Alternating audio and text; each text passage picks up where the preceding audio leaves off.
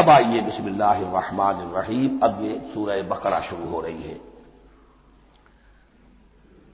سورۃ البقرہ جو 286 آیات پر مشتمل ہے، تقریباً 2.5 پاروں پر پھیلی ہوئی ہے۔ ہر شخص جانتا ہے کہ قرآن حکیم کی حجم کے اعتبار سے سب سے بڑی سورت ہے، لیکن یہ معاملہ صرف حجم کا نہیں ہے۔ نبی اکرم صلی اللہ علیہ وسلم نے اسے سنام القرآن قرار دیا ہے۔ آپ نے فرمایا لکل شیء سنام، ہر چیز کی ایک چوٹی ہوتی ہے، جیسے اونٹ کا کوہان ہوتا ہے۔ وسنام القرآن البقرہ، سنام القرآن، قرآن کی چوٹی جو ہے وہ سورۃ البقرہ ہے۔ یہ نوٹ کر لیجئے جو میں نے کل آپ کو جو مختلف مکی اور مدنی صورتوں کے گروپوں کے بارے میں بتایا تھا کہ یہاں سے اب پہلی منزل بھی شروع ہو رہی ہے اور پہلا گروپ بھی شروع ہو رہا ہے، اور اس کے ساتھ جو اگلی صورت آئے گی وہ اس کا جوڑا ہے، سورہ آل عمران، جس کی سب سے نمایاں علامت یہ نوٹ کیجیے، یہ بھی الف لام میم سے شروع ہوئی، اگلی بھی الف لام میم سے شروع ہوگی۔ اس کے بعد 2 صورتیں مدنی اور ہیں، لیکن ان دونوں میں نہ حروف مقطعات ہے نہ کوئی اور تمہیدی کلام ہے، براہ راست خطاب سورہ نساء میں یا ایھا الناس اور سورہ مائدہ میں یا ایھا الذین آمنوا، کوئی تمہیدی بات نہیں، کوئی حروف مقطعات نہیں، براہ راست خطاب۔ وہ ایک جوڑا ہے سورہ نساء اور سورہ مائدہ، اور یہ ایک جوڑا ہے سورہ بقرہ اور سورہ آل عمران۔ سورہ بقرہ اور سورہ آل عمران کو نبی اکرم صلی اللہ علیہ وسلم نے الزہراوین بھی قرار دیا ہے۔ زہرا کہتے ہیں بڑی روشن چیز کو، یہ حضرت فاطمہ رضی اللہ تعالی عنہا کے نام کے ساتھ آتا ہے، فاطمہ الزہراء، تو زہرا بہت روشن دمکتی ہوئی شے۔ الزہراوین، یہ 2 نہایت دمکتی ہوئی صورتیں ہیں جو قیامت کے دن 2 بدلیوں کی شکل میں ظاہر ہوں گی، حضور نے فرمایا، اور جو لوگ ان صورتوں سے محبت کرتے تھے ان پر سایہ کریں گے۔ اللہم ربنا اجعلنا منہم، ہمیں اللہ تعالیٰ ان میں شامل فرما دے۔ اس سورہ مبارکہ کو 2 حصوں میں تقسیم سمجھیے۔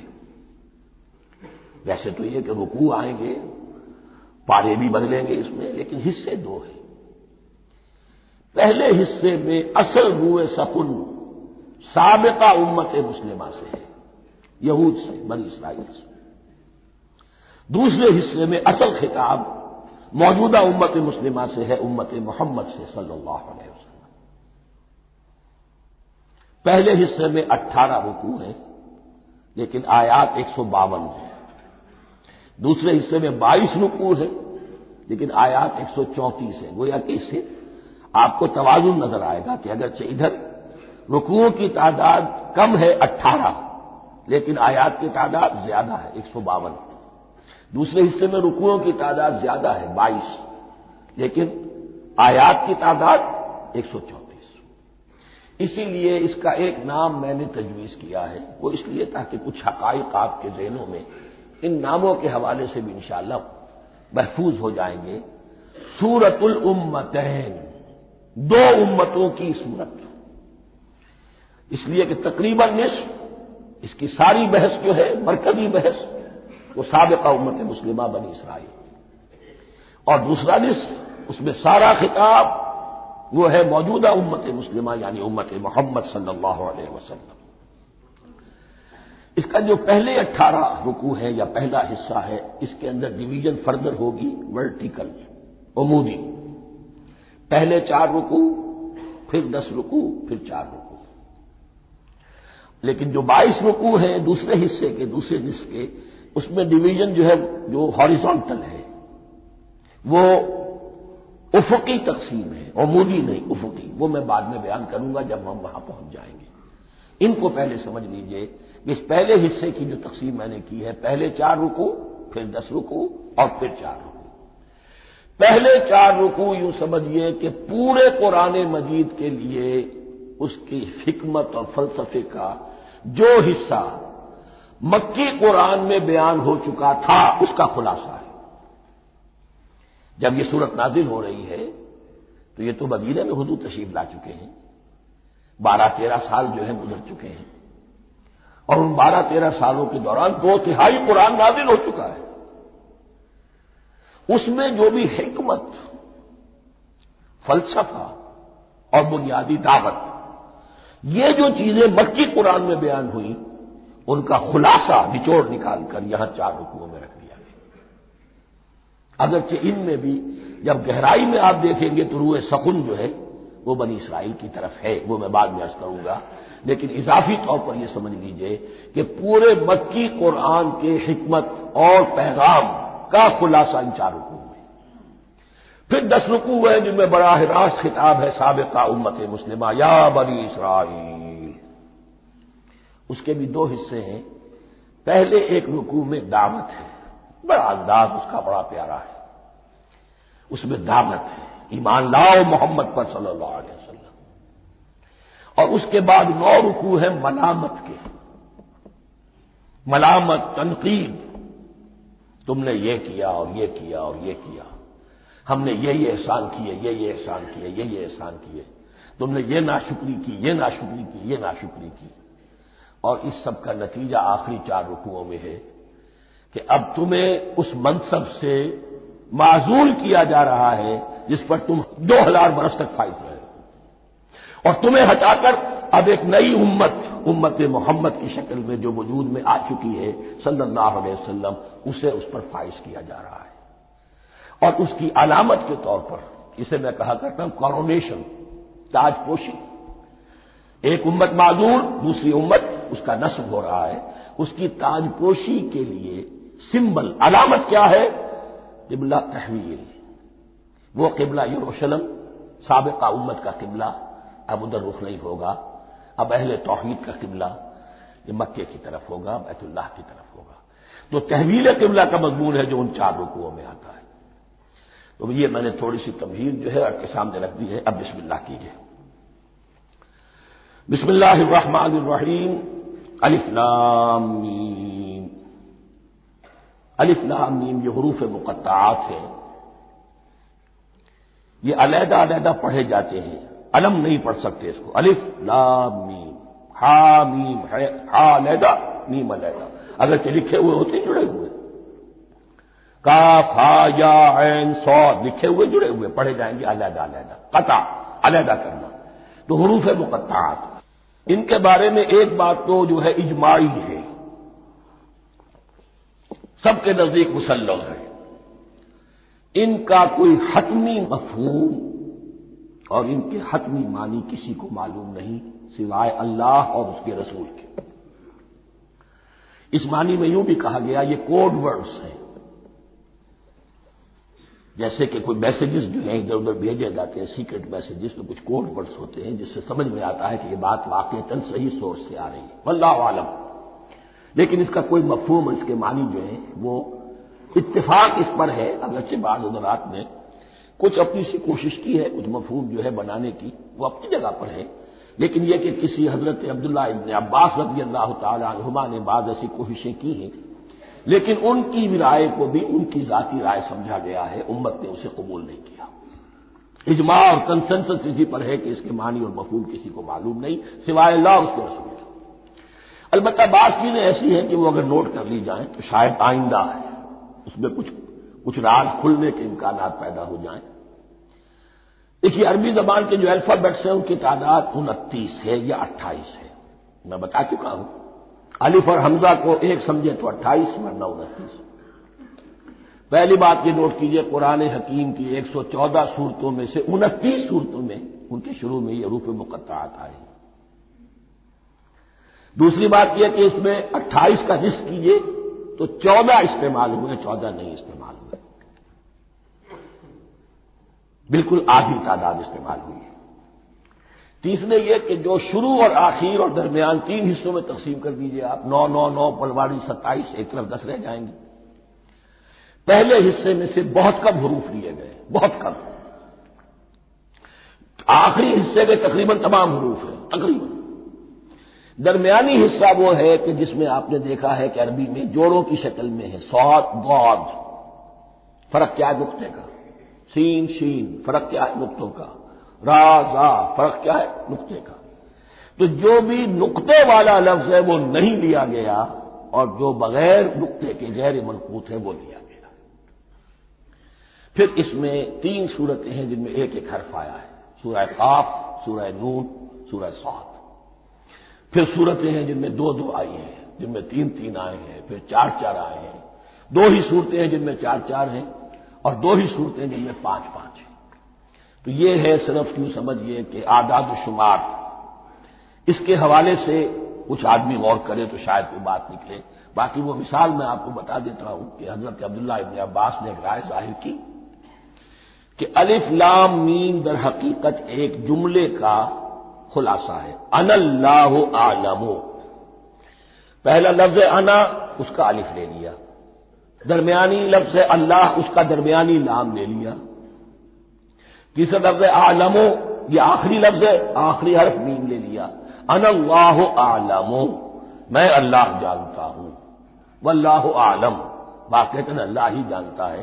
یہ حضرت عبداللہ ابن عباس کی رائے ہے، لیکن اگرچہ انہیں حبر الامت مانا گیا ہے، لیکن یہ کہ ان کی اس رائے کو بھی اکثر و بیشتر مفسرین نے قبول نہیں کیا۔ اب جو پہلے 2 رکوع ہیں اس سورہ بقرہ کے، ان کے بارے میں تعویل عام اور تعویل خاص کا ایک بڑا بنیادی فرق ہے جو نوٹ کر لینا چاہیے۔ جس وقت یہ صورت نازل ہو رہی ہے، میں عرض کر چکا ہوں کہ 12 سال ہو چکے تھے حضور کو اپنا فریضہ نبوت و رسالت ادا کرتے ہوئے۔ ایک جماعت اچھی بھلی تیار ہو چکی تھی جنہوں نے حضور کی دعوت پر لبیک کہا، ایمان لائے اور آپ کی تعلیمات پر عمل کیا۔ وہ ایک گروہ موجود تھا، یہ ابو بکر ہے، یہ عمر ہے، یہ عثمان ہے، یہ طلحہ ہے، یہ زبیر ہے، یہ عبد الرحمن ابن عوف ہے، یہ مصعب بن عمیر ہے، دیکھ لو۔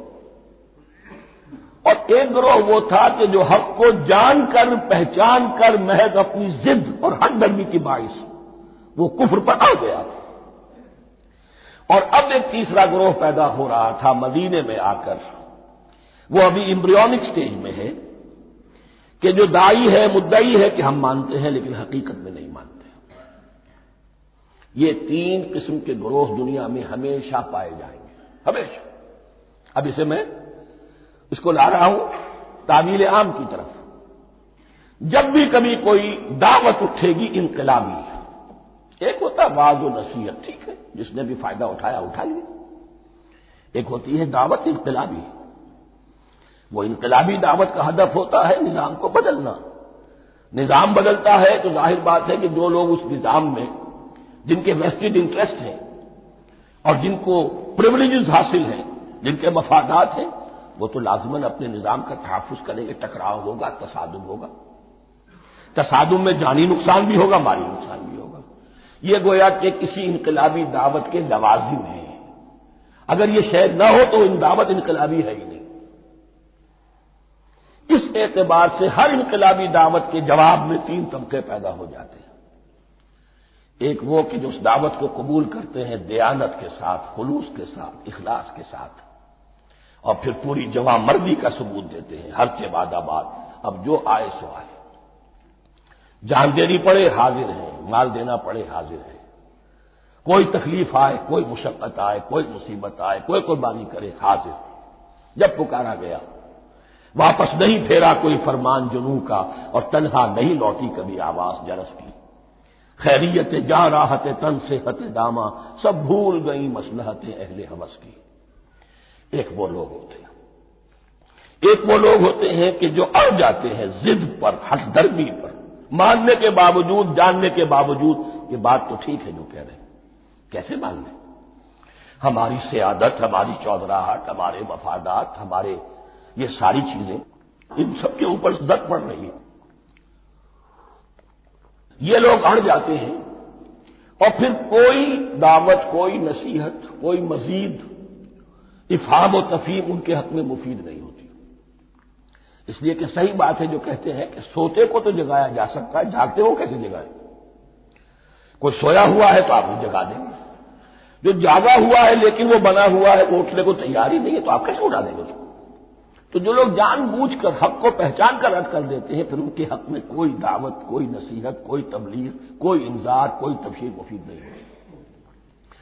تیسرا درجہ ایسے لوگوں کا ہوتا ہے جو یا تو شروع میں آتے ہی شرارت کے ارادے سے، کوئی مصلحت ہے جس کی وجہ سے اس دعوت کو قبول کر لیا، کوئی ذاتی منفعت ہے جس کے لیے قبول کر لیا، یا یہ کہ شروع میں تو اخلاص کے ساتھ آتے ہیں لیکن جب قربانی دینے کا وقت آتا ہے تو ان کے اندر سیرت و کردار کی وہ مضبوطی نہیں ہوتی کہ ہر شباد آباد، یہ نہیں ہوتی، وہ پھر ڈگمگاتے رہتے ہیں، کبھی کچھ چلے پھر کہیں چھٹک کر رہ گئے، پھر کہیں کچھ چلے پھر چھٹک کر رہ گئے۔ یہ تیسرا طبقہ ہے کہ جو کہتا ہے دعوی مدعی ہے کہ ہم نے مانا ہے، قبول کیا ہے، بات ٹھیک ہے، کچھ تھوڑا بہت چلتے بھی، لیکن جہاں مشکل آئی چھٹک کر کھڑے ہو گئے، عہدے منہ گر پڑے۔ یہ تیسرا طبقہ ہے۔ اس کے لیے لفظ ہمارے ہاں منافقین بھی ہے، لیکن اس رکوع میں آ کر ابھی ان 4 رکوعوں میں نہیں بلکہ سورہ بقرہ میں مکمل میں بھی کہیں نفاق کا لفظ نہیں آیا ہے، اس لیے کہ اسے مرض سے تعبیر کیا گیا ہے۔ یہ مرض ہے ایک، اور اس مرض کے ذریعے سے لوگوں کے اندر جو ہے وہ ایک نفاق کا بیج پڑ رہا ہے جو ظاہر ہوگا کہ منافقت پوری کی پوری کھل کر سامنے آ جائے گی۔ روگ ہے انسانی شخصیت کا، اس حوالے سے وہ تیسری، اور یہ چونکہ اہم ترین حصہ تھا اور یہ مرض اب شروع ہو رہا تھا، مدینے میں، مکے میں نہیں تھا، لہذا زیادہ تفصیل سے اس کے بارے میں گفتگو ہوئی۔ اعوذ باللہ من الشیطان الرجیم، بسم اللہ الرحمن الرحیم، الف لام میم، ذالک الکتاب لا ریب فیہ، صدق اللہ العظیم۔ الف لام میم حروف مقطعات ہیں جن کے بارے میں عرض کر چکا ہوں۔ ذالک الکتاب لا ریب فیہ، یہ وہ کتاب ہے اس میں کوئی شک نہیں۔ الکتاب اس لیے کہا گیا ہے کہ قرآن مجید کی پیشنگوئیاں اور خوشخبریاں سابقہ کتابوں میں موجود تھیں، اور کیونکہ اس سورہ مبارکہ میں اصل خطاب کا رخ جو ہے وہ ہے سابقہ امت مسلمہ کی طرف، تو ذالک کتاب نہیں کہا گیا، ذالک کتاب لا ریب فیہ نہیں، ذالک الکتاب، یہ وہ کتاب ہے، کتاب موعود ہے جس کی پیشنگوئیاں تورات اور انجیل میں موجود تھیں۔ لا ریب فیہ، اس میں کوئی شک نہیں۔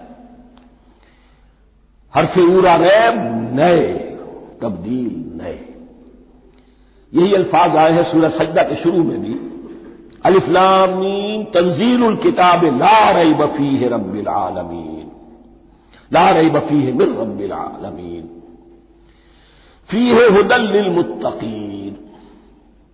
فیہ دونوں طرف مل سکتا ہے، لا ریب فیہ اسے معانقہ کہتے ہیں، لا ریب فیہ پڑھیں گے تو ھدی سے شروع کر دیں گے، لا ریب پر ختم کر دیں گے تو فیہ ھدی للمتقین، یہ دونوں معنی درست ہوں گے۔ آپ کو مل جائے گا جو قرآن شریف لے کر بیٹھے ہوئے ہیں کہ حاشیے میں معانقہ نمبر 1 لکھا ہوا ہے، معانقہ عند المتاخرین۔ ھدی للمتقین یہ ہدایت ہے، رہنمائی ہے اہل تقویٰ میں جو بچنا چاہیں۔ تقویٰ کا اصل مفہوم سمجھ لیجئے، بقا یقی کسی کو بچانا، تقویٰ خود بچنا۔ جن لوگوں کے اندر فطرت سلیمہ ہوتی ہے ان میں اخلاقی حس موجود ہوتی ہے، وہ بری چیز سے بچنا چاہتے ہیں، بھلی کو حاصل کرنا چاہتے ہیں، وہ لوگ ہیں کہ جو گویا کہ اس قرآن کا اصل مخاطب ہے، وہی اس سے استفادہ کر سکیں گے۔ الذین یؤمنون بالغیب، اب ان کے کچھ اوصاف، یہ اصل میں بہت زیادہ واضح ہوتا ہے تعویل خاص کے اعتبار سے کہ دیکھ لو درخت کو اپنے پھل سے پہچانتے ہیں، اس قرآن کے پھل موجود ہیں نا، یہ ابو بکر اور عمر اور عثمان اور علی کون ہیں؟ یہ جو مہاجرین آئے ہیں چل کر، مدینے والوں دیکھو یہ کون ہیں، ان کی شخصیتیں کیا ہیں، ان کا کردار کیا ہے، ان کا اوصاف کیا ہے، یہ کس درخت کے پھل ہیں؟ یہ اس بینہ کے پھل ہیں، یہ اس ذکرہ کے پھل ہیں۔ بینہ رسول من اللہ یتلو صحفا مطہرۃ فیہا کتب قیمہ، یہ اس شجرہ مبارکہ کے پھل ہیں، دیکھ لو ان کے کیا شب و روز ہے، الذین یؤمنون بالغیب، جو غیب پر ایمان رکھتے ہیں۔ تعویل عام کے اعتبار سے اس کا بہت اہم مفہوم ہوگا، جو یہ طے کر لے کہ سوائے مادے کی دنیا کے مجھے اس سے آگے جانا ہی نہیں، unless I can verify۔ آپ کو معلوم ہے کہ میٹیریل جو حقائق ہے وہ تو آپ ویریفائی کر سکتے ہیں، آنکھ سے دیکھ سکتے ہیں، کان سے سن سکتے ہیں، ویریفائڈ ہے۔ جو یہ سمجھ لے گا کہ اس کے بیونڈ کچھ نہیں ہے، اس کے لیے قرآن میں کوئی ہدایت نہیں۔ ہدایت قرآنی کا نقطہ آغاز یہ ہے کہ انسان یہ سمجھ لے کہ جو اصل حقیقت ہے وہ مستور ہے، نگاہوں سے چھپی ہوئی ہے، سامنے جو کچھ نظر آ رہا ہے۔ ایک انگلستان کے بہت بڑے فلسفی کی کتاب کا عنوان ہے appearance and reality, reality and appearance, Bradley کی کتاب۔ اپیئرنس جو کچھ نظر آ رہا ہے یہ حقیقت نہیں، حقیقت اس کے پیچھے ہے۔ اور کنفیوشس کا ایک جملہ ہے جو بہت بڑا حکیم اور فلسفی تھا چین کا، بہت بڑا حکیم اور فلسفی، اور ہو سکتا ہے کہ نبی ہو، واللہ عالم، ہم کہہ نہیں سکتے۔ اس کی تعلیم بڑی اخلاقی تعلیم ہے، اور اس کا جملہ سنیے، یہ یؤمنون بالغیب کی اس سے زیادہ صحیح تصریح ممکن نہیں ہے۔ There are certain things, there's nothing more real than what cannot be seen. And there's nothing more certain than what cannot be heard. وہ حقائق جو آنکھوں سے نہیں دیکھے جا سکتے اور کانوں سے نہیں سنے جا سکتے، ان سے زیادہ یقینی اور واقعی حقائق اور کوئی نہیں۔ There's nothing more real than what cannot be seen. And there's nothing more certain than what cannot be heard. الذین یؤمنون بالغیب ویقیمون الصلاۃ، نماز قائم کرتے ہیں، ومما رزقناہم ينفقون، اور جو کچھ ہم نے انہیں دیا ہے اس میں سے خرچ کرتے ہیں، خیر میں، بھلائی میں، نیکی میں، ابنائے نو کی حاجات کو رفع کرنے میں، لوگوں کی تکلیفیں دور کرنے میں، خود اللہ کے لیے، اللہ کی رضا جوئی کے لیے، اللہ کو قرض حسنہ دیتے ہوئے۔ والذین یؤمنون بما انزل الیک وما انزل من قبلک، اور وہ کہ جو ایمان رکھتے ہیں اس پر بھی جو آپ پر نازل کیا گیا ہے محمد صلی اللہ علیہ وسلم، اور اس پر بھی کہ جو آپ سے پہلے نازل کیا گیا۔ یہ بہت اہم الفاظ ہیں، اس لیے کہ عام طور پر آج کل ہمارے ہاں یہ خیال پھیلا ہوا ہے کہ یہ تورات اور انجیل کے پڑھنے کا کوئی فائدہ نہیں، کوئی ضرورت نہیں، کوئی ضرورت نہیں کی حد تک تو شاید بات صحیح ہو، لیکن کوئی فائدہ نہیں، یہ بالکل غلط ہے۔ یہ ابتدا ہے قرآن کی، اور کس قدر اہتمام کے ساتھ کہا جا رہا ہے، ایمان صرف قرآن پر نہیں، اس پر بھی کہ جو اس سے پہلے نازل کیا گیا۔ اور سورہ نساء کی آیت، اور سورہ نساء نازل ہوئی ہے کہیں جا کر سن 6 ہجری میں، یا ایھا الذین آمنوا آمنوا باللہ ورسولہ والکتاب الذی نزل علی رسولہ والکتاب الذی انزل من قبل۔ تو اس سے ایمان جو ہے تورات پر اور انجیل پر اور زبور پر اور صحف ابراہیم پر، اجمالی ایمان کی جو اہمیت ہے اس کو اچھی طرح سمجھ لیجیے۔ البتہ یہ ہے کہ چونکہ ہم سمجھتے ہیں اور جانتے ہیں کہ ان کتابوں میں تحریف ہو گئی ہے، لہذا ان کتابوں کی کوئی شے قرآن پر حجت نہیں ہوگی، جو چیز قرآن سے ٹکرائے گی ہم اس کو رد کر دیں گے، ان کتابوں کی کسی شے کو دلیل کے طور پر نہیں لائیں گے۔ لیکن جہاں قرآن مجید کی کسی بات کی نفی نہ ہو رہی ہو تو بہت سے حقائق ہمیں ان کتابوں ہی سے ملتے ہیں۔ انبیاء کے مابین جو زمانی ترتیب ہے، کرونالوجیکل آرڈر جو ہے، وہ تو ہمیں تورات سے ملتا ہے، قرآن میں تو نہیں۔ قرآن میں کبھی حضرت نوح کا ذکر بعد میں ہے، حضرت موسیٰ کا پہلے، وہاں تو کسی اور پہلو سے ترتیب آتی ہے، لیکن وہاں ہمیں تاریخ ملتی ہے، ابراہیم کی، اسحاق کی، یعقوب کی، انبیاء بنی اسرائیل کی، موسیٰ کی، عیسیٰ کی، یہ ساری چیزیں۔ تو اس کی اہمیت جو ہے اس کو سمجھ لیجئے۔ والذین یؤمنون بما انزل الیک وما انزل من قبلک وبالآخرۃ هم یوقنون، آخرت پر وہ یقین رکھتے ہیں۔ نوٹ کرنے والی بات کیا ہے کہ باقی سب چیزوں کے لیے لفظ ایمان آیا، آخرت کے لیے ایقان کیوں؟ واقعہ یہ ہے کہ انسان کے عمل کے اعتبار سے سب سے زیادہ مؤثر شے ایمان بالآخرہ ہے۔ ایمان بالآخرہ ہے تو عمل سیدھا رہے گا کہ ہاں مجھے جواب دہی کرنی ہے، جانا ہے، اٹھنا ہے، اللہ کے حضور حاضری ہے۔ اگر یہ یقین ہے تو عمل صحیح ہوگا۔ اس میں کمی ہو گئی تو توحید جو ہے وہ بھی بس ایک عقیدہ، ایک ڈوگما بن کے رہ جائے گی۔ ایمان بالرسالت بھی بدعات کو جنم دے گا، عید میلاد نبی بنا لیجئے اور کچھ عشقیہ اشعار کہہ دیجئے، نعتیہ اشعار کہہ دیجئے، اللہ اللہ خیر صلی اللہ، یہ ایمان بالرسالت کے مظہر ہوں گے۔ عمل ایمان انسان کا درست ہوتا ہے آخرت کے یقین کے ساتھ. وبالآخرۃ ہم یوقنون، آخرت پر انہی کا یقین ہے، انہی کا یقین ہے. یہ حصر بھی ہے اس اعتبار سے کہ یہودی میں مدعی تھے کہ ہم آخرت پر یقین رکھتے ہیں، یہاں کنٹراسٹ دکھایا جا رہا ہے آخرت پر یقین رکھنے والے یہ لوگ ہیں. اور تعویل خاص کے اعتبار سے وہ لوگ موجود ہیں تمہاری نگاہوں کے سامنے. 13 برس کی محنت کی کمائی محمد رسول اللہ صلی اللہ علیہ وسلم کی اس کتاب کی، یتلو علیہم آیاتہ ویزکیہم ویعلمہم الکتاب والحکمہ، اس کا جو نتیجہ ہے وہ تمہارے سامنے.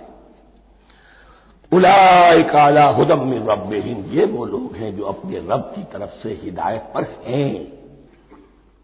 وہ ابتدائی ہدایت بھی ان کے پاس تھی اور یہ تکمیلی ہدایت بھی، قرآن پر بھی ان کا یقین پورا ہے اور محمد کا اتباع بھی وہ کر رہے ہیں. وَأُولَٰئِكَ هُمُ الْمُفْلِحُونَ، اور یہی وہ لوگ ہیں جو فلاح پانے والے ہیں. فلاح کا لفظ بھی قرآن مجید کی بڑی اہم اصطلاح ہے. منزل مراد کو پہنچ جانا، کسی باطنی حقیقت کا عیا ہو جانا. اسی لیے اس پر پھر گفتگو انشاءاللہ ہوگی سورہ مومنون کے شروع میں. لیکن یہ کہ فلاح پانے والے، کامیاب ہونے والے اصل میں یہی لوگ ہیں. تو گویا کہ تعویل خاص میں صحابہ کرام کی طرف اشارہ ہو گیا، تعویل عام میں ہر شخص کو بتا دیا گیا اگر قرآن کی ہدایت سے مستفید ہونا ہے تو یہ اوصاف اپنے اندر پیدا کرو. اب دوسرا گروہ، ان الذین کفروا سواء علیہم انذرتہم ام لم تنذرہم لا یؤمنون، یقیناً جن لوگوں نے کفر کیا. اور یہاں مراد کیا ہے؟ جو کفر پر اڑ گئے. اس کو ہم تعویل عام میں نہیں لے سکتے، اس لیے کہ اگر تو ہم اس کو عام میں لے لیں گے تو اس کے معنی تو یہ ہوں گے جس شخص نے کسی وقت کفر کیا اب وہ ہدایت پر آ ہی نہیں سکتا. نہیں، یہ بات نہیں ہے. کوئی کفر میں ہے، وہ غالطے کی بنا پر ہے، عدم توجہی کی بنا پر ہے، حق اس پر واضح نہیں ہوا ہے اس لیے ہے، تو آپ اسے سمجھائیں گے، انذار و تبشیر سے اسے فائدہ ہو جائے گا، واعظ و نصیحت سے اسے فائدہ ہو جائے گا. ایک وہ ہے کہ جو حق کو سمجھ کر پہچان کر اور پھر اڑ گئے، ضد کی وجہ سے، ہٹ دھرمی کی وجہ سے، تعصب کی وجہ سے، تکبر کی وجہ سے، حسد کی وجہ سے. ان الذین کفروا، ایسے لوگوں کا معاملہ کیا ہے؟ سواء علیہم انذرتہم ام لم تنذرہم لا یؤمنون، برابر ہے ان کے لیے خواہ آپ انہیں سمجھائیں خواہ نہ سمجھائیں، ڈرائیں نہ ڈرائیں، انذار فرمائیں نہ کریں، لا یؤمنون، وہ ایمان لانے والے نہیں. وہی بات جو میں نے کہی تھی کہ سوتے کو جگایا جا سکتا ہے، جاگتے کو کیسے جگائیں. ختم اللہ علی قلوبہم وعلی سمعہم وعلی ابصارہم غشاوہ، ان کے دلوں پر اللہ نے مہر کر دی ہے. کیوں کر دی ہے؟ یہ ابتداء مہر نہیں ہوئی، جب حق کو پہچان کر انہوں نے رد کر دیا، اس کی پاداش میں، اس کی سزا کے طور پر. ختم اللہ علی قلوبہم، اللہ نے ان کے دلوں پر مہر کر دی ہے، وعلی سمعہم، اور ان کی سماعت پر بھی، وعلی ابصارہم غشاوہ، اور ان کی آنکھوں کے سامنے پردہ پڑ چکا ہے. یہ مضمون سورہ یاسین کے شروع میں پھر آئے گا بہت شر و بست کے ساتھ. وَلَهُمْ عَذَابٌ عَظِيمٌ، اور ان کے لیے تو اب بہت بڑا عذاب ہے. یہ دوسرا گروہ ہو گیا. ایک رکوع میں دو کو سمیٹ لیا گیا، کل ابھی 7 آیتیں ہوئی ہیں. ایک وہ گروہ جس نے قرآن مجید کی دعوت سے صحیح استفادہ کیا، ان میں طلب ہدایت کا مادہ موجود تھا، ان کی فطرتیں سلیم تھیں، ان کے سامنے دعوت آئی، قبول کی اور قرآن کے بتائے ہوئے راستے پر چلے. وہ گلے سرسبد ہیں، وہ شجرہ قرآنی کے نہایت مبارک اور مقدس وہ اس کے پھل ہیں. ایک گروہ وہ ہے جس نے حق کو پہچانا لیکن اس کو رد کر دیا اپنے تعصب یا ہٹ دھرمی کی وجہ سے. ان کا ذکر آ گیا بہت اختصار کے ساتھ، اس لیے کہ ان کا ذکر آپ کو بہت تفصیل سے مکی صورتوں میں ملے گا. اب آیا تیسرا گروہ، وَمِنَ النَّاسِ، اور لوگوں میں کچھ ایسے بھی ہیں، مَن يَقُولُ آمَنَّا بِاللَّهِ وَبِالْيَوْمِ الْآخِرِ وَمَا هُم بِمُؤْمِنِينَ، جو کہتے تو یہ ہے کہ ہم ایمان رکھتے ہیں اللہ پر بھی اور یوم آخر پر بھی، مگر وہ حقیقت میں مومن نہیں ہے. یہاں ایک بات سمجھ لیجئے، اکثر و بیشتر مفسرین نے اس تیسری کیٹیگری کے بارے میں یہی رائے قائم کی ہے کہ یہ منافقین مذکور ہے. یہاں اگرچہ لفظ منافق یا لفظ نفاق نہیں آیا یہاں، لیکن مولانا نیاسر اصلاحی صاحب نے ایک رائے ظاہر کی ہے جو بڑی قیمتی ہے، وہ یہ کہ یہاں ایک کردار کا نقشہ کھینچ دیا گیا ہے، غور کرنے والے غور کر لیں، دیکھ لیں، جس پر بھی وہ چسپاں ہو جائے۔ اور بالفعل جب یہ آیات نازل ہو رہی تھی تو دو طبقات پر یہ کردار نگاری جو ہے، یہ جو شخصیت کا ہیولہ کھینچا جا رہا ہے، وہ دو کے اوپر راست آ رہا تھا۔ ایک علماء یہود، وہ بھی کہتے تھے کہ ٹھیک ہے محمد جو کہہ رہے ہیں ہم بھی اللہ کو مانتے ہیں، آخرت کو بھی مانتے ہیں، اسی لیے یہاں رسالت کا ذکر نہیں ہے۔ بھئی ہم محمد ہی کو نہیں مانتے نا صلی اللہ علیہ وسلم، باقی اگر 1.25 نبی آئے ہیں تو باقی 1.25 کو تو ہم مانتے ہیں، ایک محمد کو نہیں مانا، ایک عیسیٰ کو نہیں مانا، بس تو ہمیں بھی مانا جانا چاہیے کہ ہم بھی مسلمان ہیں۔ ایک یہ ان کی رائے ہے، اور واقعہ یہ ہے کہ یہاں اس طریقے کا تذکرہ ہو رہا ہے کہ جس سے ان کا کردار بھی جھلک رہا ہے، روح سخن ان کی طرف جا رہا ہے۔ مجھے یاد ہے اپنی 10ویں جماعت کے زمانے میں دہلی میں نے دیکھا تھا کہ ناٹ سرکس وہاں کا ایک بڑی مارکیٹ ہوتی تھی، تو جوتے کی دکان پہ بہت بڑا جوتا لٹکایا ہوا تھا، بہت بڑا، اور لکھا تھا free to home it fits, جس کے پاؤں میں یہ ٹھیک ٹھیک آ جائے وہ لے جائے۔ تو یہ free to home it fits ہے، ایک کردار ہے، اب یہ کردار جس کے اوپر بھی فٹ بیٹھ جائے۔ ان میں یقیناً زیادہ تو غلبہ یہی ہے جو مفسرین کی رائے ہے، منافقین کا معاملہ جو ہو رہا ہے، لیکن یہ کردار بعین نہیں فٹ بیٹھ رہا ہے یہود کے علماء پر۔ اور یہ بھی نوٹ کر لیجئے کہ جو مدینہ منورہ میں نفاق کا جو پودا پروان چڑھا ہے، بلکہ پودا نہیں کہنا چاہیے، جھاڑ جھکاڑ جو پروان چڑھا ہے، وہ یہودیوں کے زیر اثر، جیسے جنگل کے اندر بڑے بڑے درخت بھی ہوتے ہیں اور اندر جو ہے نیچے جھاڑیاں بھی ہوتی ہیں، تو یہ نفاق کا جھاڑ جھکاڑ جو ہے وہ یہودی علماء کا جو پودا تھا اور وہ بڑا تھا، اس میں کوئی شک نہیں، اس کے سائے میں پروان چڑھا ہے۔ ان دونوں میں معنوی ربط بھی ہے۔ وَمِنَ النَّاسِ مَن يَقُولُ آمَنَّا بِاللَّهِ وَبِالْيَوْمِ الْآخِرِ وَمَا هُم بِمُؤْمِنِينَ، اور لوگوں میں سے کچھ ایسے بھی ہیں جو کہتے تو یہ ہے کہ ہم ایمان رکھتے ہیں اللہ پر اور یوم آخر پر، لیکن وہ مومن نہیں ہیں۔ يُخَادِعُونَ اللَّهَ وَالَّذِينَ آمَنُوا وَمَا يَخْدَعُونَ إِلَّا أَنفُسَهُمْ، وہ دھوکہ دینے کی کوشش کر رہے ہیں اللہ کو اور اہل ایمان کو۔ لیکن یخادعون جو ہے یہ باب مفعلہ ہے، باب مفعلہ میں کشمکش ہوتی ہے، کشاکش ہوتی ہے، لہذا ترجمہ میں نے کیا کوشش کر رہے ہیں۔ وما یخدعون الا انفسهم، یہ ثلاثی مجرد میں آ گیا، اور نہیں دھوکہ دے رہے مگر صرف اپنے آپ کو، یہ یقینی ہے اپنے آپ کو تو دھوکہ دے رہے ہو، لیکن یہ کہ اللہ اس کے رسول کو اور اللہ اور اہل ایمان کو دھوکہ نہیں دے سکتے۔ سورہ نساء کی آیت نمبر 142 میں یہ کھل کر منافقین کے بارے میں یہی الفاظ آئے ہیں، ان المنافقین یخادعون اللہ وہو خادعهم، یقیناً منافقین جو ہے وہ اللہ کو دھوکہ دینے کی کوشش کر رہے ہیں اور اللہ انہیں دھوکہ دے رہا ہے۔ فی قلوبہم مرض،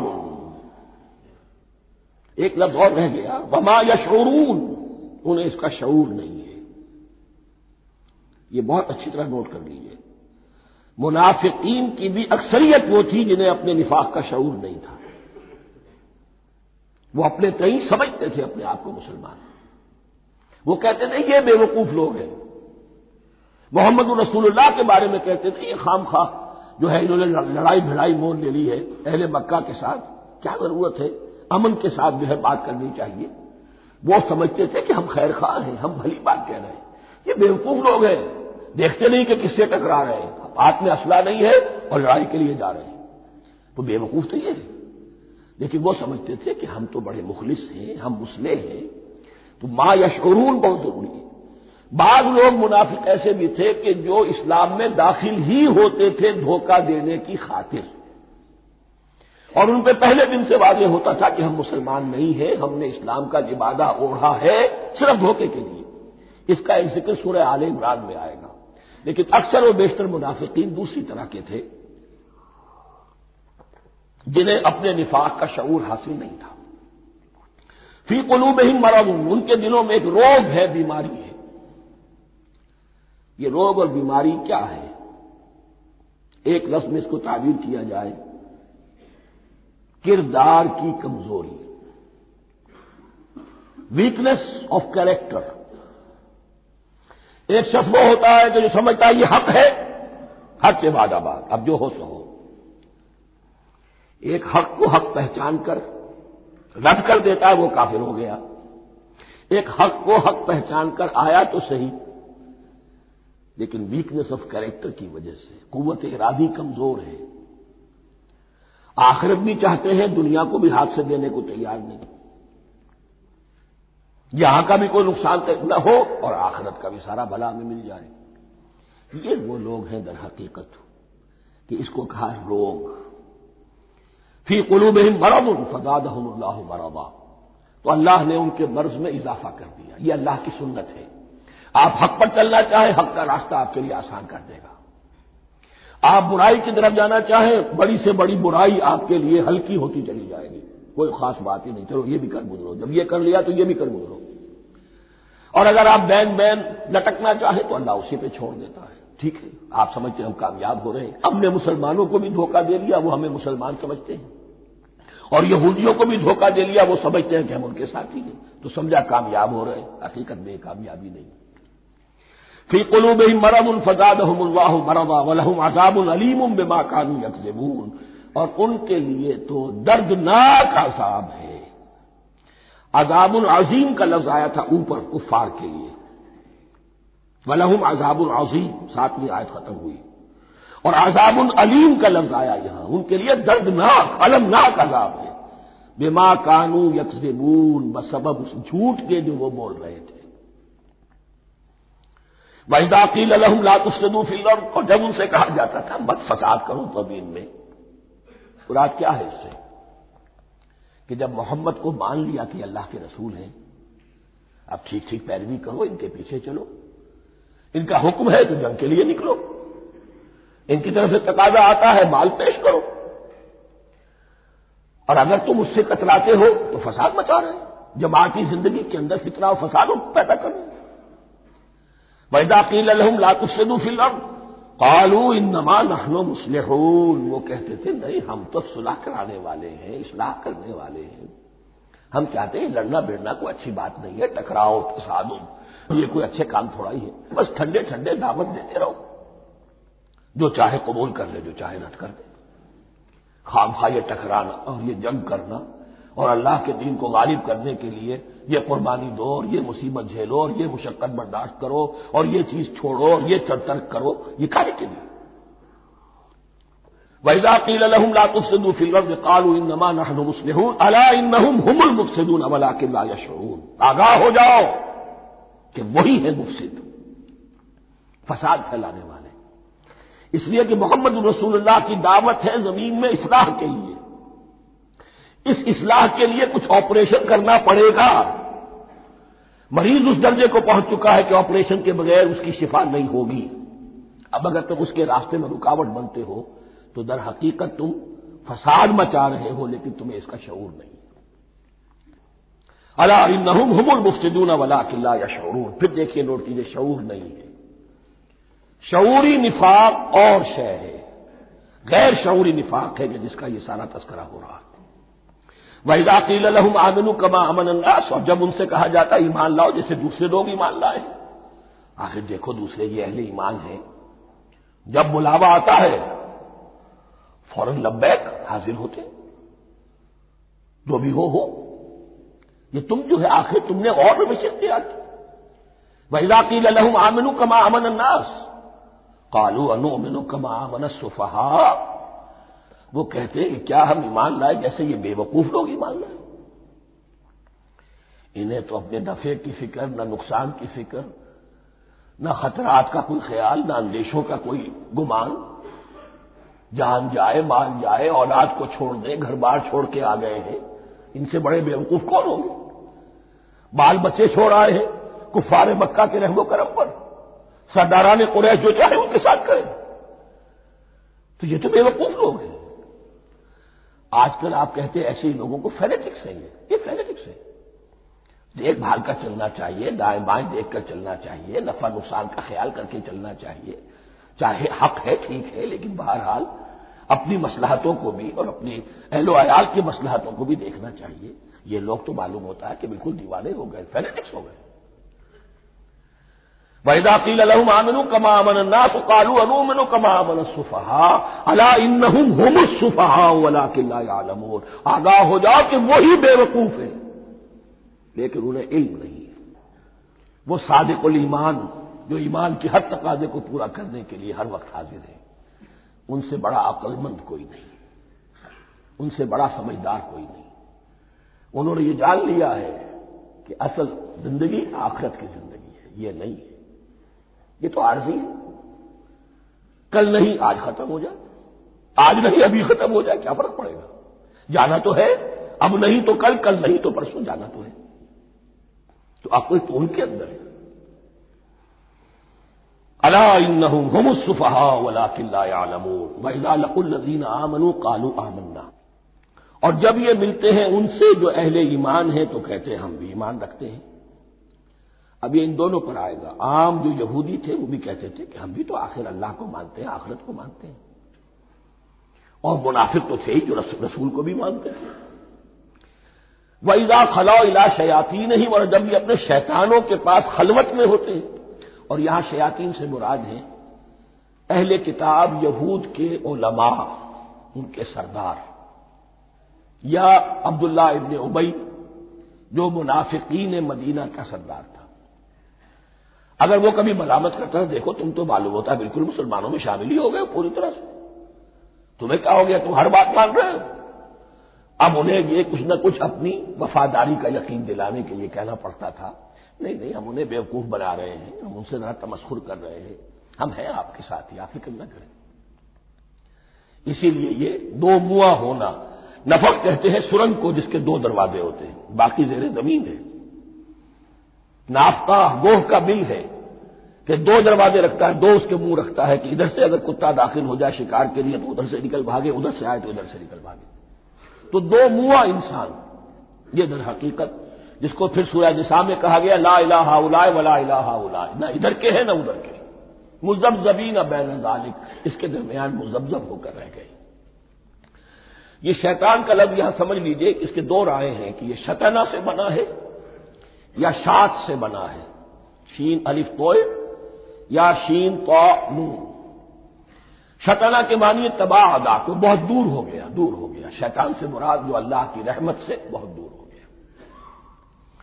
اور شاتا یشیتوں کے معنی ہے احترق غضبا وحسدا، کوئی شخص غصے اور حسد کے اندر جل رہا ہو، وہ شاتا یشیتو ہے۔ اس سے فعلان کے وزن پر، رحمان کے وزن پر، غضبان کے وزن پر شیطان، یعنی وہ کہ جو حسد اور غضب کی آگ میں جل رہا ہے۔ تو یہ ایک تو شیطان وہ ہے جو جنات میں سے ہے، جس کا نام عزازیل تھا پہلے، اب ہم اسے ابلیس کے نام سے جانتے ہیں، وہ ایک شیطان ہے، جنی ہے۔ پھر یہ کہ جو بھی اس کے پیروکار ہیں دنیا میں انسانوں میں سے ہو یا جنات میں سے ہو، وہ بھی شیاطین ہیں۔ اسی طرح اہل کفر، اہل زیغ کے جو بڑے بڑے سردار ہوتے ہیں ان کو بھی شیطان سے تعبیر کیا گیا۔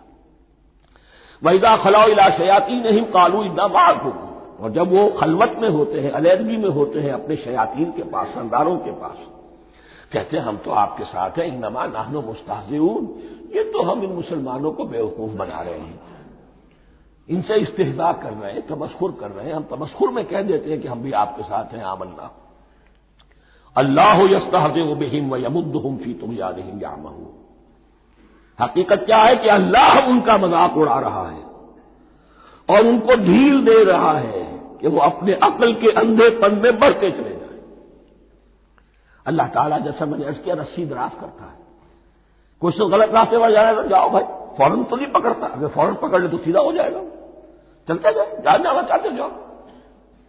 تو ان کو بھی رسی دراز کر رہا ہے اللہ، لیکن یہ کہ اللہ یستہزئ بہم، یہ سمجھتے ہیں کہ مسلمانوں کا مذاق اڑا رہے ہیں، اصل میں مذاق ان کا اڑ رہا ہے اللہ کے نزدیک۔ وَيَمُدُّهُمْ فِي طُغْيَانِهِمْ يَعْمَهُونَ، اب یہاں ذرا نوٹ کر لیجئے، یہ دو لفظ آئیں گے، عین میم اور ہا، امہ ہے کے ساتھ، ایک ہے عین میم اور یا امج، تو عین اور میم تو مشترک ہے یا آخر میں فرق ہوگا، عین میم اور ہا ہوگا، اس کے معنی عقل کا اندھا، دل کا اندھا، آنکھیں تو ہے لیکن دل کا اندھا ہے، عقل کا اندھا ہے. اور عین میم یا جو آنکھوں کا اندھا ہو، عمیٌ اندھے، اعمیٰ اندھا. تو یہاں فرمایا انا معکم انما نحن مستہزئون اللہ یستہزئ بہم ویمدہم فی طغیانہم یعمہون. اللہ ان کو اس جو ان کی عقل کے اندھے پن میں جو یہ بڑھتے چلے جا رہے ہیں، اللہ بھی ان کی رسی دراز کر رہا ہے تاکہ یہ جہاں تک جانا چاہتے چلے جائیں. اولئک الذین اشتروا الضلالۃ بالہدی، یہ وہ لوگ ہیں کہ جنہوں نے ہدایت کے عوض گمراہی خرید لی ہے. دیکھیے بڑا پیارا انداز ہے یہ. ایک شخص کے سامنے دونوں آپشنز تھے، ایک نے گمراہی کو چھوڑا، ہدایت لے لی، چاہے قیمت دینی پڑی، تکلیفیں اٹھانی پڑی، آزمائشوں میں سے گزرنا پڑا، قربانیاں دینی پڑی، ہدایت لی. اور ایک شخص نے ہدایت دے کر گمراہی لے لی. آسانی تو ہو گئی، فوری تکلیف سے تو بچ گئے، لا الہ الا ولا الہ الا دونوں طرف سے اپنے آپ کو بچا لیا. لیکن حقیقت میں سب سے زیادہ گھاٹے کا سودا یہی ہے. اولئک الذین اشتروا الضلالۃ بالہدی، ہدایت دے کر اور ضلالت خرید لی ہے. فما ربحت تجارتہم، تو ان کی تجارت ان کے حق میں ہرگز مفید نہیں ہوئی. اب یہاں بھی دیکھیے را با اور ہے ہا، ربحا اس کے معنی نفع، صحیح نفع، جائز نفع. را با اور وا ربا وہ سود، وہ بھی اضافہ ہے، وہ بھی بڑھوتری ہے، لیکن وہ حرام ہے. ایک ہے تجارت کے اندر جو نفع ہو جائے وہ ربح ہے. را با اور ہا یہ نفع ہے جو جائز نفع ہے. را با اور وا ربا یہ کیا ہے؟ یہ سود ہے، یہ حرام ہے. را اور با مشترک ہے، آگے ہا آگے اور با اس کا فرق ہے. فما ربحت تجارتہم وما کانوا مہتدین، ان کی تجارت ان کے حق میں ہرگز مفید نہیں ہوئی اور نہیں ہے اب یہ ہدایت پانے والے. مثلہم، اب یہاں دو تمثیلیں آ رہی ہیں بڑی پیاری. پہلی تمثیل ہے کفار کے بارے میں، دوسری تمثیل ہے یہ بین بین والے لوگوں کے بارے میں. پہلوں کے لیے کیا تمثیل ہے؟ مثلہم کمثل الذی استوقد نارا، ان کی مثال اس شخص کی سی ہے جس نے آگ روشن کی. ایک نقشہ کھینچا جا رہا ہے، اندھیری شب ہے جدا اپنے قافلے سے ہے تو، تیرے لیے ہے میرا شعلہ نوا قندیل. اندھیری شب ہے، قافلہ بھٹک رہا ہے.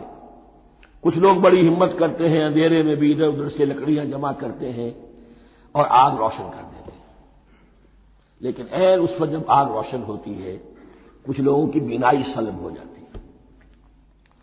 پہلے وہ اندھیرے میں اس لیے تھے کہ روشنی نہیں تھی، اب وہ اندھیرے کے اندھیرے میں رہ گئے کہ روشنی تو خارج میں آ گئی، اپنی اندر کی روشنی گل ہو گئی، بصارت سلب ہو گئی.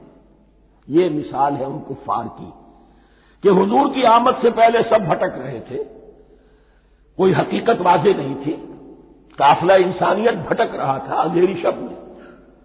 محمد الرسول اللہ آئے، انہوں نے آگ روشن کر دی، اب راستہ کھل گیا، ہدایت واضح ہو گئی. لیکن کچھ ضد یا تعصب یا تکبر یا حسد کی بنیاد پر کچھ لوگوں کی اندر کی بینائی ظاہر ہو گئی، تو وہ تو ویسے کے ویسے بھٹک رہے ہیں جیسے پہلے اندھیرے میں تھے، ویسے اب اندھیرے میں ہے. روشنی میں آنے والے تو وہ ہیں، دیکھ لو جن کا ذکر سب سے پہلے ہوا ہے. مثلہم کمثل الذی استوقد نارا، اس شخص کی سی ہے کہ جس نے آگ روشن کی. فلما اضاءت ما حولہ، جب اس آگ نے اپنے ماحول کو گردا گرد کو روشن کر دیا، ذهب اللہ بنورہم، اللہ ان کی نور بصارت کو لے گیا، سلب کر لیا اللہ نے. وترکہم فی ظلمات لا یبصرون، اور چھوڑ دیا انہیں ان اندھیروں کے اندر کہ وہ کچھ نہیں دیکھتے. صم بکم عمی فہم لا یرجعون، اسم کہتے ہیں بہرے کو، سم جمع ہے اس کی، سم. اب کمو کہتے ہیں گونگے کو، بکمن اس کی جمع ہے. آما کہتے ہیں اندھے کو، عمیٌ اس کی جمع ہے. یہ بہرے ہیں، گونگے ہیں، اندھے ہیں. فہم لا یرجعون، اب یہ لوٹنے والے نہیں. یہ کون ہے؟ ابو جہل ہے، ابو لہب ہے، ولید بن مغیرہ ہے، عقبہ ابن ابی معیط ہے. یہ سب کے سب ابھی زندہ ہے جب یہ آیات نازل ہو رہی ہیں. ابھی تو غزوہ بدر ہوگا سن 2 ہجری میں، اور اس میں یہ سب جو ہے واصل جہنم ہوں گے. ابھی تک تو ہے نا. یہ لوگ ہو گئے اس کی مثال. مثلهم كمثل الذي استوقد نارا فلما أضاءت ما حوله ذهب الله بنورهم وتركهم في ظلمات لا يبصرون صم بكم عمي فهم لا يرجعون. اب دوسری مثال. او كصيب من السماء، یا بڑی زور کی بارش برس رہی ہے آسمان سے. فيه ظلمات، اس میں اندھیرے بھی ہیں. ورعد، اور گرج ہے. وبرق، اور بجلی چمک رہی ہے. یجعلون اصابعهم فی اذانهم من الصواعق حذر الموت.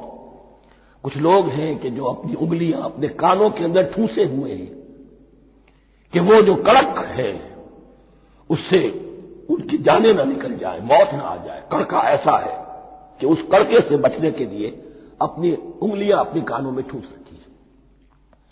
حذر الموت، موت کے خوف سے. واللہ محیط بالکافرین، اللہ ایسے کافروں کا احاطہ کیے ہوئے ہیں، بچ کر کہاں جائیں گے. یکاد البرق یخطف ابصارهم، قریب ہے کہ بجلی ان کی نگاہوں کو لے جائے، ان کی بینائی کو سلب کر لے. کلما ضاء لهم، لیکن ہوتا کیا ہے جب ذرا روشنی ہوئی تو چل لیے. مشوا فیہ، بجلی چمکی کچھ نظر آ گیا دائیں بائیں تو کچھ تھوڑا سا چل لیے. وَإِذَا أَظْلَمَ عَلَيْهِمْ، اور جب تاریکی ان پر طاری ہو گئی، قاموا، کھڑے کے کھڑے رہ گئے. یہ نقشہ ہے ان کا کہ ایک طرف بارش ہو رہی ہے، قرآن مجید ہے، آسمان سے نازل ہو رہا ہے، یہ ماہ مبارکہ ہے، یہ کتاب مبارک ہے. لیکن یہ کہ اس کے ساتھ کڑکے ہیں، گرج ہے، کفر سے مقابلہ ہے، کفر کی طرف سے دھمکیاں ہیں، اندیشے ہیں، خطرات ہیں، امتحانات ہیں، آزمائشیں ہیں. ذرا کہیں حالات کچھ بہتر ہوئے، کچھ جسے بریدنگ سپیس کہتے ہیں ملی تو تھوڑا سا چل لیے. ہم بھی مسلمان ہیں، کوئی خاص موقع نہیں ہے، کسی جنگ کے لیے بلایا نہیں جا رہا ہے تو بڑھ چڑھ کے باتیں کر رہے ہیں، اپنے ایمان کا اظہار بھی کر رہے ہیں. جیسے ہی کوئی آزمائش آئی چھٹک کر کھڑے کے کھڑے رہ گئے. وَلَوْ شَاءَ اللَّهُ لَذَهَبَ بِسَمْعِهِمْ وَأَبْصَارِهِمْ، اللہ چاہتا تو ان کی سماعت اور بصارت کو بھی سلب کر لیتا. لیکن اللہ کا قانون یہی ہے، جو جہاں رہنا چاہے اس نے آزادی ارادہ دی ہے انسان کو. تم اگر مومن صادق بن کر رہنا چاہتے ہو اس کو آسان کر دے گا تمہارے لیے. تم نے اپنے تعصب کی وجہ سے، اپنے تکبر کی وجہ سے کفر کا راستہ اختیار کیا، اللہ اسی کو کھول دے گا. تم بیچ میں لٹکنا چاہتے ہو لٹکتے رہو، اللہ تعالیٰ جو ہے جبرن کسی کو نہ حق پہ لائے گا نہ جبرن کسی کو باطل پر لے کر جائے گا. اس لیے کہ جبر اگر ہو تو پھر امتحان کا معاملہ ختم، پھر جزا و سزا بیکار ہے، غیر منطقی ہے، غیر معقول ہے. ان اللہ علی کل شیء قدیر، یقیناً اللہ تعالیٰ ہر چیز پر قادر ہے. یہ دو رکوع اس اعتبار سے کہ انسانی شخصیتوں کا سمجھنا، اور جیسا کہ میں نے عرض کیا تعویل عام ذہن میں رکھیے، جب بھی کبھی کوئی دعوت حق اٹھے گی، اگر وہ واقعتاً کل کے کل حق کی دعوت ہے اور اس میں انقلابی رنگ ہے کہ باطل سے پنجہ آزمائی کرنی ہے، باطل کو نیچا دکھانا ہے، حق کا غلبہ کرنا ہے، تو یہ تین قسم کے افراد لازماً ہمیشہ وجود میں آ جائیں. ان کو پہچاننا، ان کے کردار کی جو اصل جو اس کے پیچھے پس منظر ہے اس کو جاننا بہت ضروری ہے. اب جو تیسرا رکوع آ رہا ہے سورہ بقرہ کا، اس میں قرآن کی دعوت کا خلاصہ ہے. قرآن کیا ماننے کی دعوت دیتا ہے، اس کی پکار کیا ہے. جیسا کہ میں عرض کر چکا ہوں 2/3 قرآن پہلے نازل ہو چکا ہے، پس منظر میں ہے. ہمارے لیے اس ترتیب مصحف کے اعتبار سے وہ قرآن بعد میں آئے گا، ترتیب نزولی کے اعتبار سے وہ پس منظر میں موجود ہے. لیکن کیونکہ یہاں پر مصحف کے اندر یہاں سے آغاز کیا جا رہا ہے، لہذا اس کا خلاصہ جو ہے لب لباب یہ ایک رکوع میں، اور قرآن کے فلسفے کا اور اس کے بعد نہایت ہی اہم جو موضوعات ہیں اور مسائل ہیں ان کا ذکر پھر چوتھے رکوع میں. ابھی ہم تیسرا رکوع پڑھ رہے ہیں. یا ایھا الناس اعبدوا ربکم الذی خلقکم والذین من قبلکم لعلکم تتقون. اے لوگوں بندگی اختیار کرو اپنے اس رب کی، اپنے اس مالک کی جس نے تمہیں پیدا کیا، اور نہ صرف تم کو پیدا کیا، تم سے پہلے جتنے لوگ گزرے انہیں بھی پیدا کیا تاکہ تم بچ سکو۔ یہ قرآن کی دعوت کا خلاصہ ہے، اور یہ نوٹ کر لیجئے یہ تمام انبیاء اور رسل کی دعوت یہی تھی۔ اب جب پڑھیں گے سورہ اعراف پڑھیں گے، سورہ شعراء پڑھیں گے، ایک ایک کا نام لے کر ان اعبدوا اللہ واطیعون، ہر رسول کی دعوت یہ تھی اللہ کی بندگی کرو، میری اطاعت کرو۔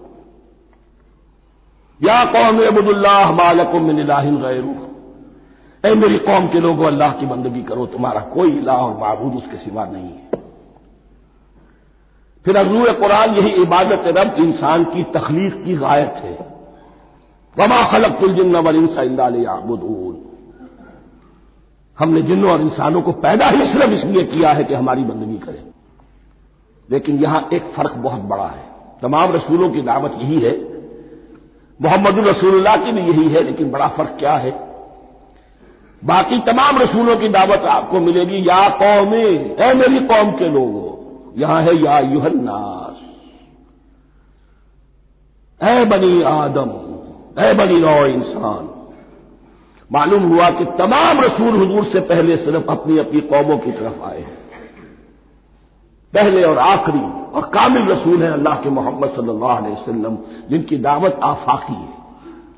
یا ایھا الناس، یا قوم نہیں، یا ایھا الناس اعبدوا ربکم الذی خلقکم والذین من قبلکم۔ اس میں دلیل بھی آ گئی کہ عام طور پر لوگ جو ہے غلط راستے پر اس دلیل سے جمے رہتے ہیں کہ ہمارے آباء و اجداد کا راستہ یہی تھا۔ تو بھائی جیسے تم مخلوق ہو ایسے وہ بھی تو مخلوق تھے، جیسے تم خطا کر سکتے ہو وہ بھی تو خطا کر سکتے تھے۔ لہذا یہ نہ دیکھو کہ آباء و اجداد کا راستہ کیا تھا، دیکھو یہ کہ حق کیا ہے، لعلکم تتقون، تاکہ تم بچ جاؤ، دنیا میں افراط و تفریط کے دھکوں سے بچ جاؤ گے، آخرت میں اللہ کے عذاب سے بچ جاؤ گے۔ ان دونوں سے اگر بچنا ہے تو اللہ کی بندگی کی روش اختیار کرو۔ اچھا کس رب کی؟ الذی جعل لکم الارض فراشا والسماء بناء، جس نے تمہارے لیے زمین کو فرش بنا دیا اور آسمان کو چھت بنا دیا۔ وانزل من السماء ماء، اور آسمان سے پانی برسایا، فاخرج به من الثمرات رزقا لکم، اور پھر اس پانی کے ذریعے سے زمین سے میووں کی شکل میں، پیداوار کی شکل میں تمہارے لیے رزق اگایا۔ فلا تجعلوا للہ اندادا وانتم تعلمون، تو ہرگز نہ اللہ کا مد مقابل کسی کو ٹھہراؤ جانتے بوجھتے۔ وانتم تعلمون کا ایک مطلب یہ بھی ہے کہ تم بھی مانتے ہو کہ اس کائنات کا خالق اللہ کے سوا کوئی نہیں، اہل عرب بھی مانتے تھے، جو ان کے دیوی دیوتا تھے وہ سمجھتے تھے کہ یہ اللہ کے اوتار ہیں یا اللہ کے ہاں بہت یہ پسندیدہ ہیں، اللہ کے محبوب ہیں، اس کے اولیاء ہیں، اس کی بیٹیاں ہیں، لہذا یہ شفاعت کریں گے تو ہمارا بیڑا پار ہو جائے گا، ورنہ خالق وہ مانتے تھے اللہ ایک ہی ہے۔ جب تم یہ مانتے ہو کائنات کا خالق ایک، مدبر ایک، تو اب کسی کو اس کا مد مقابل نہ بناؤ۔ انداز ند کی جمع ہے، لا ضد لہ ولا ند لہ، اللہ کا کوئی مد مقابل نہیں۔ اس میں یہاں تک بات ہے کہ حضور اس درجے، اس توحید کی باریکیوں تک پہنچا کر گئے ہیں اس امت کو کہ کسی صحابی نے ایسے ہی کہہ دیا ما شاء اللہ وما شئت، جو اللہ چاہے اور جو آپ چاہیں۔ حضور نے فوراً ٹوک دیا اجعلتنی للہ ندا، کیا تو نے مجھے اللہ کا مد مقابل بنا دیا ہے؟ اس کائنات میں مشیت صرف ایک کی چلتی ہے، کسی اور کی مشیت اس کی مشیت کے تابع پوری ہو جائے ہو جائے، لیکن مشیت مطلقہ صرف اس کی ہے۔ یہاں تک کہ حضور سے فرمایا گیا کہ اے نبی آپ کے لیے یہ ممکن نہیں ہے جسے چاہے ہدایت دے دیں، انک لا تہدی من احببت ولکن اللہ یہدی من یشاء۔ اگر یہ اختیار میں ہوتا تو ابو طالب دنیا سے بغیر ایمان لائے نہ جاتے۔ فلا تجعلوا للہ اندادا وانتم تعلمون۔ اب ان دو آیتوں میں تو یوں سمجھیے توحید نظری بھی اور توحید عملی بھی۔ توحید عملی کیا ہے؟ بندگی صرف اسی کی ہو، اب آیا ہے رسالت کا معاملہ، وَإِن كُنتُمْ فِي رَيْبٍ مِّمَّا نَزَّلْنَا عَلَىٰ عَبْدِنَا، اگر تمہیں رسالت محمدی پر شک ہے صلی اللہ علیہ وسلم، اس کے کیا معنی ہے؟ کہ تمہیں اس قرآن کے بارے میں شک ہے جو ہم نے اپنے بندے پر نازل کیا ہے، اگر ہے شک فی الواقع، وَإِن كُنتُمْ فِي رَيْبٍ، اگر تمہیں واقعتاً شک ہے مما نزلنا علی عبدنا، اس پر جو ہم نے اپنے بندے پر نازل فرمایا ہے، فاتوا بسورۃ من مثلہ، تو لے آؤ اس جیسی ایک ہی صورت۔ یہ ہم کل پوری تفصیل سے دیکھ چکے ہیں کہ برسبیل تنزل یہاں پہنچے ہیں۔ پہلے دو آیتیں میں نے آپ کو سنائی تھی، اس میں پورے قرآن کی مثال لانے کا چیلنج کیا گیا۔ پھر ایک آیت سنائی جس میں 10 صورتیں ہی لے آؤ، اب آخری درجے میں ایک صورت ہی بنا تھا، اور ایک صورت تو سورۃ العصر کے مساوی بھی ہو سکتی تھی، سورۃ الکوثر کے مساوی بھی ہو سکتی تھی۔ وَادْعُوا شُهَدَاءَكُم مِّن دُونِ اللَّهِ إِن كُنتُمْ صَادِقِينَ، اور بلا لو اپنے سارے مددگاروں کو اللہ کے سوا، جن ہو انس ہو، اس لیے کہ قریش کا خیال یہ تھا کہ جو شعراء ہوتے ہیں ان کے پاس جن ہوتے ہیں، وہ جن انہیں سکھاتے ہیں، ورنہ عام آدمی تو یہ شعر نہیں کہہ سکتا۔ تو تمہارا اگر کوئی نعمان ہے، کوئی جنات سکھانے والے ہیں، کوئی انسان ہے، خطیب ہے، شعراء ہے، ادیب، سب کو جمع کر، ان کنتم صادقین۔ اب یہ ہے بہت ہی، جس کو میں نے کل کہا تھا، آپ کو یاد ہوگا، قرآن کا انداز کیا ہوتا ہے کہ وہ اپنے اندر جھانکنے کی دعوت دیتا ہے۔ یہ گویا کہ آنکھوں میں آنکھیں ڈال کر یہ کہا جا رہا ہے کہ حقیقت میں تمہیں کوئی شک نہیں ہے، یہ تم بات بنا رہے ہو صرف، اگر واقعتاً شک ہے تو آؤ میدان میں، حقیقت یہ ہے کہ تمہیں شک نہیں ہے، اگر تم سچے ہو فاتوا بسورۃ من مثلہ، تو اس جیسی ایک ہی صورت بنا لاؤ۔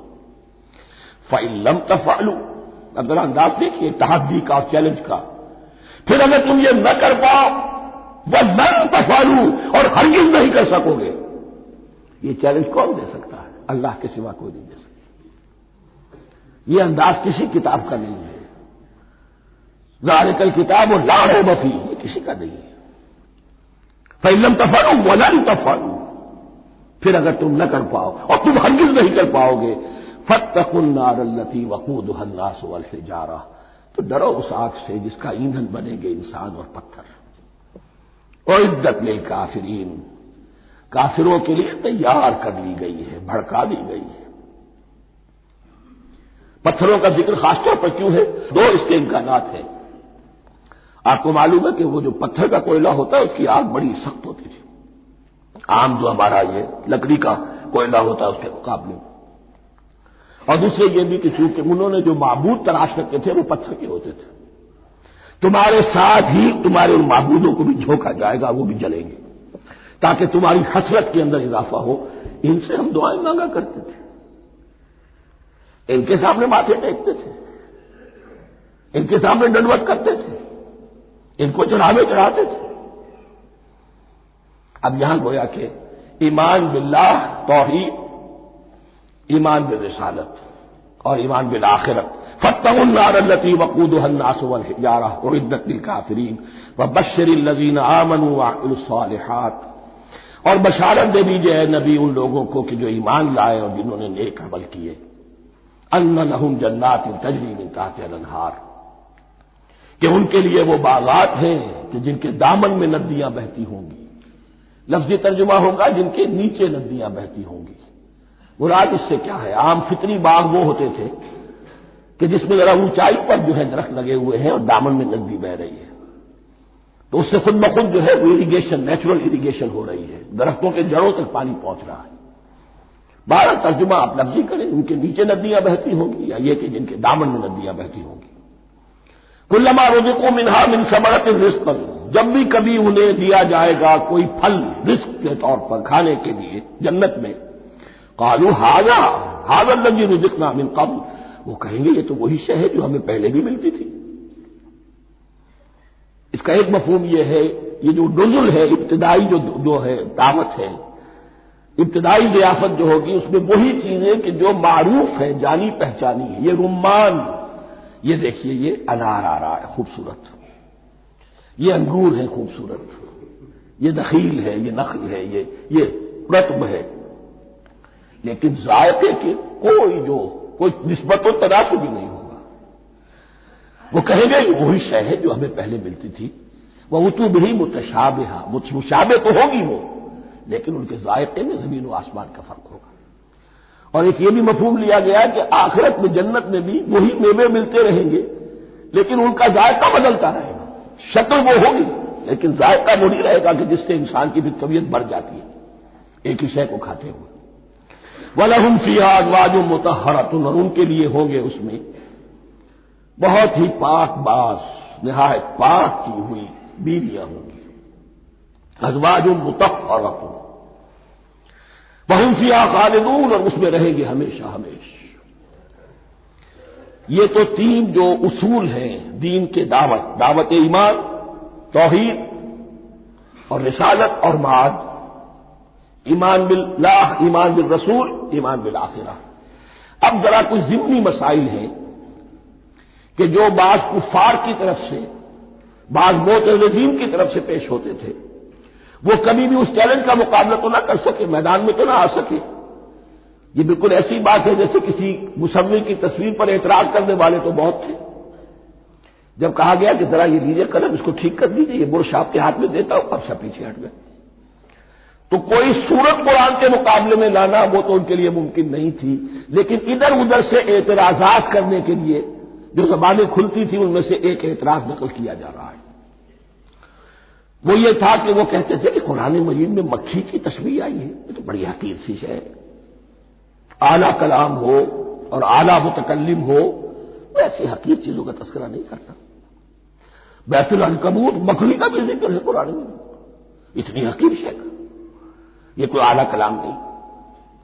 اس کا جواب دیا جا رہا ہے کہ اصل میں کہیں تشبیہ بیان کرنی ہے، تمثیل بیان کرنی ہے، تو دیکھنا یہ کہ جس شے کے لیے تشبیہ دی جا رہی ہے اس کی مناسبت والی شے ہو. شے کوئی بہت حقیر ہے تو کسی عظمت والی شے سے آخر کیسے تشبیہ دی جائے گی؟ وہ تو کسی حقیر شے سے ہی تشبیہ دی جائے گی تو جو اصل مقصد ہے تشبیہ کا وہ پورا ہوگا. ان اللہ لا یستحیی ان یضرب مثلا ما بعوضۃ فما فوقها، اللہ تعالیٰ کو تو اس میں کوئی جھجک نہیں ہے، کوئی شرم نہیں ہے کہ وہ مچھر کی مثال بیان کرے. تو اس سے اوپر، اب یا فوقها میں دونوں معنی ہو جائیں گے، یعنی کمتر اور حقیر ہونے میں اس سے بھی بڑھ کر، یا یہ کہ اس سے اوپر کی کوئی شے اس کی مثال دینے میں اللہ کو کوئی جھجک نہیں. اس لیے کہ مکھی بھی بہرحال مچھر سے تو ذرا بڑی شے ہے. اس معنی میں بھی ہو سکتا ہے فوقها، اور فوقها اس معنی میں بھی کہ اس سے بھی حقیر ہونے میں اس سے بھی بڑھ کر. فَأَمَّا الَّذِينَ آمَنُوا فَيَعْلَمُونَ أَنَّهُ الْحَقُّ مِنْ رَبِّهِمْ، تو جو لوگ صاحب ایمان ہیں وہ جان لیتے ہیں کہ یہ حق ہے ہمارے رب کی طرف سے. وَأَمَّا الَّذِينَ كَفَرُوا، اور جنہوں نے کفر کیا ہے، فَيَقُولُونَ مَاذَا أَرَادَ اللَّهُ بِهَذَا مَثَلًا، یہ کیا مثال اللہ نے دی، کیا ارادہ ہوا اللہ کا اس مثال کے ذریعے سے. ناک منہ چڑھا رہے ہیں، اعتراض کر رہے ہیں. اب جو آ رہا ہے اگلا جملہ وہ ہے بہت اہم، یضل بہ کثیرا ویہدی بہ کثیرا، اسی کے ذریعے سے اللہ بہتوں کو ہدایت دیتا ہے اور اسی کے ذریعے سے بہتوں کو گمراہ کرتا ہے. معلوم ہوا کہ ہدایت اور گمراہی اور ہدایت اور ضلالت انسان کی سبجیکٹو کنڈیشن کے اوپر دار و مدار ہے. اس کا آپ کے دل میں خیر ہے، بھلائی ہے، نیت صحیح ہے، طلب ہدایت، طلب علم، اس میں آپ سچے ہیں، آپ کو ہدایت مل جائے گی. دل میں زیغ ہے، کجی ہے، نیت میں ٹیڑھ ہے، فساد ہے، تو اسی کے ذریعے سے اللہ آپ کی گمراہی میں اضافہ کر دے گا. یضل بہ کثیرا ویہدی بہ کثیرا، لیکن اللہ کا یہ کسی کو ہدایت دینا اور کسی کو ضلالت دینا علل ٹپ نہیں ہے، کسی قاعدے اور قانون کے بغیر نہیں ہے. وما یضل بہ الا الفاسقین، نہیں گمراہ کرتا وہ اس کے ذریعے سے مگر صرف سرکش لوگوں کو، جن میں سرکشی ہے، تعلی ہے، تکبر ہے. اور ان کے اوصاف کیا ہے؟ الذین ینقضون عہد اللہ من بعد میثاقہ، جو توڑ دیتے ہیں اللہ کے ساتھ کیے ہوئے عہد کو. اور سب سے بڑا عہد یہ سورہ اعراف میں چل کر آئے گا، عہد الست. عالم ارواح میں ہم عہد الست کر کے آئے، الست بربکم قالوا بلا، کیا میں ہی نہیں ہوں تمہارا رب؟ تمام ارواح نے، میں بھی تھا، آپ بھی تھے، سب تھے، کوئی انسان، جتنے انسان دنیا میں آج تک آ چکے ہیں وہ بھی تھے، اور جو آنے ہیں ابھی قیامت تک وہ بھی تھے، لیکن تھے صرف ارواح کی شکل میں، جسم نہیں تھے۔ اور یہ میں آپ کو بتا چکا ہوں، مکمل وجود ہے انسان کا روحانی وجود۔ اولاً تخلیق اس کی ہوئی تھی، اسی سے آگے چل کر ایک بہت فلسفے کا بہت گہرا مضمون آ رہا ہے آگے چل کر۔ وہ جو عہد الست بربکم قالوا بلا، انہوں نے اس عہد کو توڑا، اللہ کو اپنا مالک اور خالق اور اپنا حاکم جاننے کی بجائے خود حاکم بن کر بیٹھ گئے۔ الیس لی ملک مصر، کیا مصر کی بادشاہی میری نہیں ہے؟ I am the sovereign, we are sovereign, popular sovereignty, بغاوت، سرکشی، فاسق۔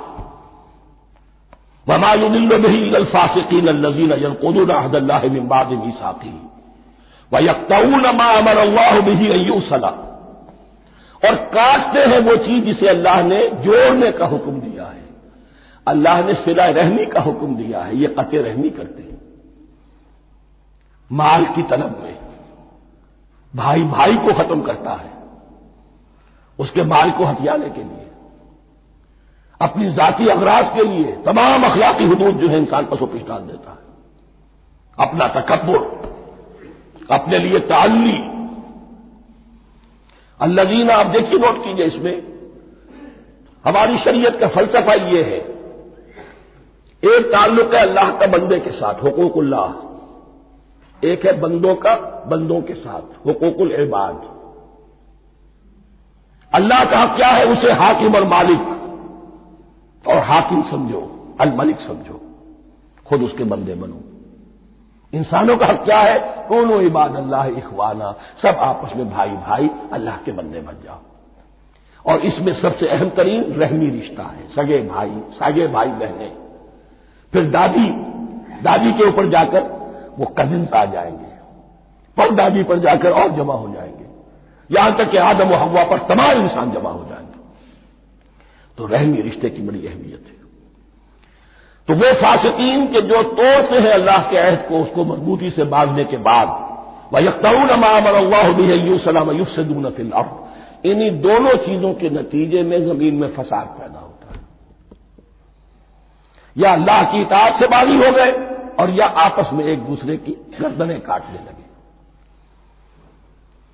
اولئک هم الخاسرون، یہی لوگ ہیں جو بالآخر خسارے میں، آخری اور دائمی خسارے میں رہنے والے ہیں۔ کیف تکفرون باللہ وکنتم امواتا، تم کیسے کفر کرتے ہو اللہ کا؟ بڑا پیارا انداز ہے۔ وکنتم امواتا، تم مردہ تھے، فاحیاکم، تمہیں زندہ کیا، ثم یمیتکم، پھر تمہیں مارے گا، ثم یحییکم، پھر جلائے گا، ثم الیہ ترجعون، پھر تم اس کی طرف لوٹ جاؤ گے، لوٹا دیے جاؤ گے۔ یہاں وہ بات آ گئی جو آج نگاہوں سے بالکل اوجھل ہو چکی ہے۔ یہ ہم دنیا میں آنے سے پہلے مردہ تھے، کیا مانے؟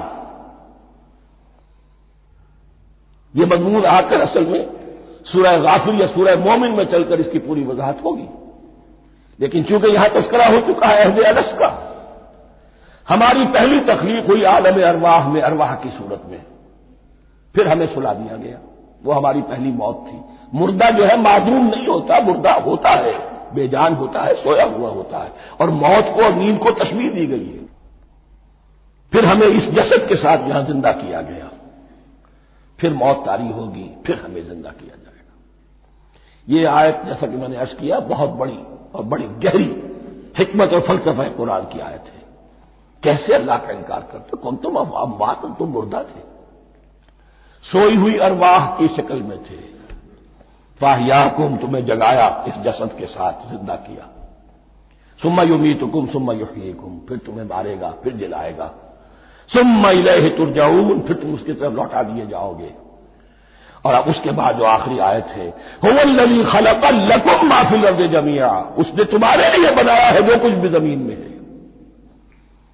اس میں خلافت کا مضمون آ گیا، حدیث میں آتا ہے انما الدنیا خلقت لکم وانتم خلقتم للآخرہ، یہ دنیا تمہارے لیے بنائی گئی ہے، تم آخرت کے لیے بنائے گئے ہو۔